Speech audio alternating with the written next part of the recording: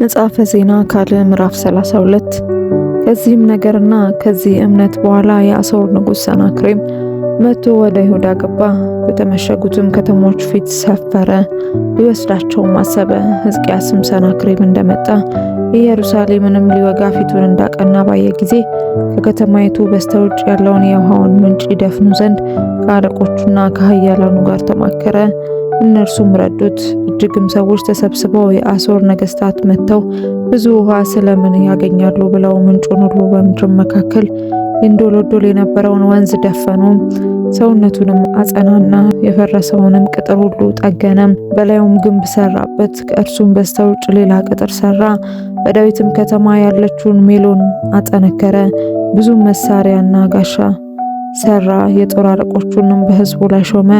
ሁሉንም በከተማይቱ በር ወዳለው አደባባይ ሰብስቦ ጽኑ፣ አይዟችሁ፣ ከእኛም ጋር ያለው ከእነርሱ ጋር ካለው ይበልጣል።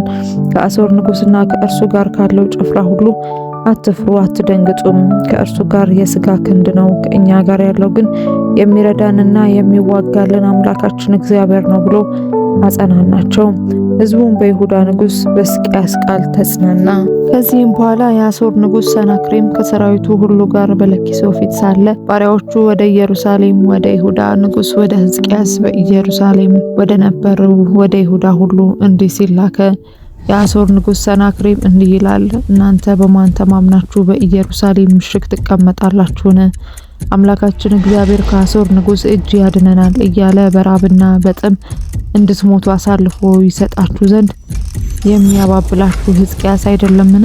በአንድ መሠዊያ ፊት ስገዱ፣ በእርሱም ላይ እጠኑ እያለ ይሁዳንና ኢየሩሳሌምን አዞ የኮረብታውን መስገጃዎቹንና መሠዊያዎቹን ያፈረሰ ይህ ሕዝቅያስ አይደለምን? እኔና አባቶቼ በምድር አሕዛብ ሁሉ ያደረግነውን አላወቃችሁምን? የምድርስ ሁሉ አሕዛብ አማልክት አገራቸውን ከእጄ ያድኑ ዘንድ በሆኑ ተቻላቸውን? አምላካችሁንስ ከእጄ እናንተን ለማዳን ይችል ዘንድ አባቶቼ ካጠፏቸው ከአሕዛብ አማልክት ሁሉ ሕዝቡን ከእጄ ያድን ዘንድ የቻለ ማን ነው? አሁንም ሕዝቅያስ አያስታችሁ፣ እንዲህም አያባብላችሁ፣ አትመኑትም። ከአሕዛብና ከመንግስታት አማልክት ሁሉ ሕዝቡን ከእጄና ከአባቶች እጅ ያድን ዘንድ ማንም አልቻለም። ይልቁንስ አምላካችሁ ከእጄ ያድናችሁ ዘንድ እንዴት ይችላል? ባሪያዎቹም ደግሞ በአምላክ በእግዚአብሔርና በባሪያው በሕዝቅያስ ላይ ሌላ ብዙ ነገር ተናገሩ። ደግሞም የእስራኤልን አምላክ እግዚአብሔርን ለመስደብ በእርሱም ላይ ለመናገር የምድር አሕዛብ አማልክት ሕዝባቸውን ከእጄ ያድኑ ዘንድ እንዳልቻሉ እንዲሁ የሕዝቅያስ አምላክ ሕዝቡን ከእጄ ያድን ዘንድ አይችልም የሚል ደብዳቤ ጻፈ። ከተማይቱንም እንዲወስዱ በቅጥር ላይ የተቀመጡትን የኢየሩሳሌም ሕዝብ ያስፈሩና ያስደነግጡ ዘንድ በታላቅ ድምፅ በዕብራይስጥ ቋንቋ ይጮሁባቸው ነበር። በሰውም እጅ በተሰሩ በምድር አሕዛብ አማልክት ላይ እንደሚናገሩ መጠን በኢየሩሳሌም አምላክ ላይ ተናገሩ። ንጉሡም ሕዝቅያስና የአሞጽ ልጅ ነቢዩ ኢሳይያስ ስለዚህ ጸለዩ፣ ወደ ሰማይም ጮኹ። እግዚአብሔርም ጽኑዓን ኃያላኑንና መሳፍንቱን አለቆቹንም ከአሦር ንጉሥ ሰፈር እንዲያጠፋ መልአኩን ሰደደ። የአሦርም ንጉሥ አፍሮ ወደ አገሩ ተመለሰ። ወደ አምላኩም ቤት በገባ ጊዜ ከወገቡ የወጡት ልጆቹ በዚያ በሰይፍ ገደሉት። እንዲሁም እግዚአብሔር ሕዝቅያስንና በኢየሩሳሌም የሚኖሩትን ከአሦር ንጉሥ ከሰናክሬም እጅ ከሁሉም እጅ አዳናቸው። በዙሪያቸውም ካለው ሁሉ አሳረፋቸው። ብዙዎቹ ለእግዚአብሔር መባ ይዘው ወደ ኢየሩሳሌም ይመጡ ነበር። ለይሁዳም ንጉሥ ለሕዝቅያስ እጅ መንሻ ይሰጡ ነበር። እርሱም ከዚህ ነገር በኋላ በአሕዛብ ሁሉ ፊት ከፍ ከፍ አለ። በዚያም ወራት ሕዝቅያስ እስኪሞት ድረስ ታመመ። ወደ እግዚአብሔርም ጸለየ፣ እርሱም ተናገረው፣ ምልክትንም ሰጠው። ሕዝቅያስ ግን እንደተቀበለው ቸርነት መጠን አላደረገም፣ ልቡም ኮራ። ስለዚህም በእርሱና በይሁዳ በኢየሩሳሌምም ላይ ቁጣ ሆነ። ሕዝቅያስም ከኢየሩሳሌም ሰዎች ጋር ስለ ልቡ ኩራት ሰውነቱን አዋረደ።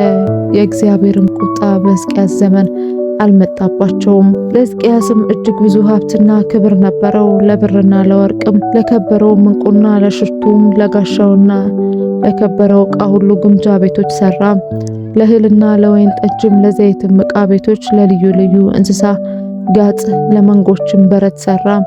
እግዚአብሔርም እጅግ ብዙ ጥሪት ሰጥቶት ነበርና ከተሞችን ሰራ። ብዙም የበግና የላም መንጋ ሰበሰበ። ይህም ሕዝቅያስ የላይኛውን የግዮንን ውሃ ምንጭ ደፈነ። በዳዊትም ከተማ በምዕራብ በኩል አቅንቶ አወረደው። የሕዝቅያስም ሥራ ሁሉ ተከናወነ። ነገር ግን የባቢሎን መሳፍንት መልእክተኞች በአገሩ ላይ ስለተደረገው ተአምራት ይጠይቁ ዘንድ ወደ እርሱ በተላኩ ጊዜ እግዚአብሔር ይፈትነውና በልቡ ያለውን ሁሉ ያውቅ ዘንድ ተወው። የሕዝቅያስም የቀረው ነገር ቸርነቱም እነሆ በአሞጽ ልጅ በነቢዩ በኢሳይያስ ራእይ በይሁዳና በእስራኤልም ነገሥታት መጽሐፍ ተጽፏል። ሕዝቅያስም ከአባቶቹ ጋር አንቀላፋ። በዳዊትም ልጆች መቃብር በላይኛው ክፍል ቀበሩት። በይሁዳና በኢየሩሳሌምም የሚኖሩ ሁሉ በሞቱ አከበሩት። ልጁ ምናሴ በእርሱ ፋንታ ነገሰ።